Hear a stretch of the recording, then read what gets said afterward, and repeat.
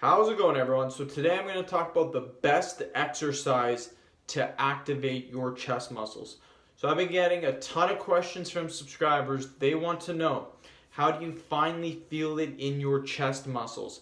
So a few of my subscribers, they've been working out for a long time. They just do not feel it in their chest. They feel like their arms are growing, but their chest is not growing at all. So what gives? How do you make your chest grow? What is the number one exercise? Before we talk about this, guys, please subscribe to my channel if you guys haven't already.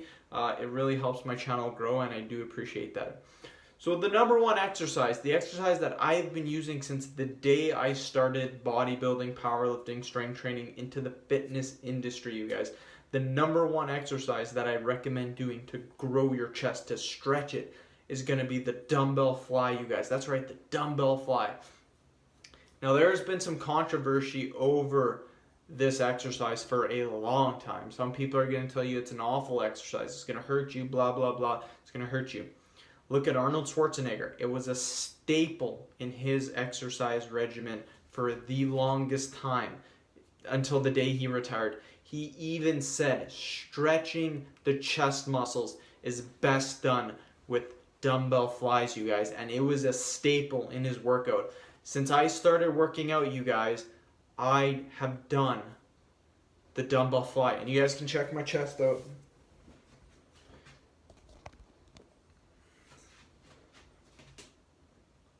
My chest is very developed, you guys. It's developed because I stretch the muscle group, you guys. A lot of people, what they do is they will hammer home the barbell benching, the incline barbell benching, all these heavy exercises, which is good. I'm not saying anything bad about that. You need to perform those exercises, but the main movement, that finisher movement, that is what feels in your chest. What I've noticed is that when I start doing my chest exercises, I will perform, this is how my chest exercises usually go, my chest workout. We'll start off with a barbell bench, some sort of barbell bench movement, usually a flat barbell bench. Then I'll go into incline dumbbell bench, and then I'll go into a flat dumbbell fly or incline dumbbell fly, depending which area I want to focus on more, my upper chest or my lower chest. With that being said, I always felt that my chest looked extremely pumped and just looked massive when I finished doing my dumbbell flies. The reason for that is they started stretching, you guys. Just look, when you perform the movement, you can see your chest stretching. And that is what Arnold talks about too. Arnold talks about this all the time. You have got to stretch that muscle. Now, Arnold has been doing this for a ton of years, you guys. And he still trains and he still does his dumbbell flies.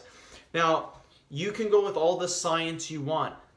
You can say that, oh, it's a bad exercise, it will cause this, it's been proven, blah, blah, blah. Science has also proven that you should only eat 30 grams of protein every 3 hours. That was science proven. I remember for the longest time, you can only eat 30 grams of protein. You got to eat it every 3 hours. Your body will go catabolic. Proven by science. Science also proved you needed 6 meals a day. No other way. 6 meals a day increases metabolism. Guess what? Wrong. Completely wrong. Science was wrong on that. Science was wrong about the 30 grams.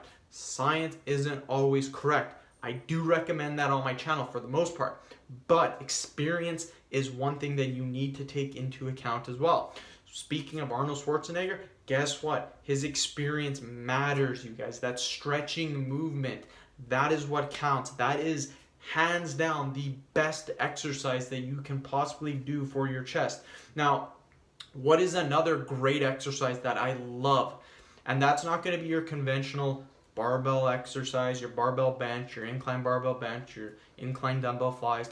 The second best exercise that I recommend for your chest is going to be the dip. That is right, dips. Now, I have performed dips since the very day I started, you guys. First day I started, I performed dips. It was a main compound movement. It's one of my favorite exercises. The reason for that, not only do my triceps get pumped, my triceps get really pumped, and my chest is completely engorged with blood. It's pumped up at the end of the workout, and you can tell that when I perform dips and I do dips consistently for a long period of time, my chest is swollen, it's jacked up, it's looking good. I've noticed when I stop performing the dips, my chest loses a little bit of size. And the reason for that, you guys, is because dips are a compound movement. They're extremely good. They'll target your shoulders, your chest, and your triceps. Here's the thing what we can do with dips. We can emphasize which muscle group we put more emphasis on. So by leaning straight up with the dip, by keeping our body straight up, keeping our triceps like this, performing the movement, we're going to put way more emphasis on your triceps. By leaning forward, you're going to put way more emphasis on your chest, and that's how I perform my dip. I always lean forward quite a bit. It puts a ton of stress on my chest, and you can feel your chest stretching. You can feel it contracting when you're performing this movement. Now, what I recommend doing for the dips is do bodyweight dips for however long as possible until you can get to around 15 to 20 repetitions. Once you can perform those, you start adding weight to your dips. Now, if you're good, your dips should be pretty close to what you can bench press. So when I was benching 300 pounds, I weighed 180 pounds, and I could do a 120 pound dip. So I'd add a 120 pound belt to my body, and I would perform dips for 5 to 6 repetitions. Heavy compound movements, you guys. One thing I recommend when performing the dips to keep everything safe, don't go below parallel. So this is parallel. Don't go any more than that. If you go more than that, you're going to affect your shoulder, your rear delt, your front delt, your rear delt. You can really damage it. So just go to parallel. So all you need to do is go to parallel, stop, come back up. That's your repetition. That's all you need, you guys. So that is what I recommend. Your pec or your dumbbell flies, your dips. Now, if you don't think the dips work, look at any gymnast that performs a ton of dips. Their chest is going to be swollen like crazy, like seriously crazy. Why? Because the dip works, you guys. It develops your chest like no other. Not only that, but their triceps, their shoulders are going to be jacked up. Now, I like the bench press. The bench press is good. I'm not going to say the bench press is bad, but depending on your leverages, you may be utilizing your triceps more than your chest. And dumbbells are known to be better for developing your chest than the barbell bench because you have more range of motion. With the barbell bench, your range of motion is stuck to just a straight line if you're performing them correctly. Bar comes down, you're not really utilizing your stabilizing muscles either. When you perform a dumbbell bench, you're utilizing your stabilizing muscles. That's why you might be able to bench 225 pounds, but 100-pound dumbbells on each side might be extremely hard. It's because you got to use your stabilizing muscles to get the weight up. So in my opinion, I love the barbell incline bench, barbell flat bench. But if you're noticing your chest isn't looking as good as you want, I recommend switching over to maybe a flat dumbbell bench, do some incline or flat dumbbell flies, and then finish that off at the very end with some dips, you guys. Highly, highly recommend trying this out. This is what I tried for a long period of time. My chest, very developed. Some people are going to say, well, you always had to develop chest. My chest was the worst body part. I now developed into one of my strongest body parts by performing these exercises.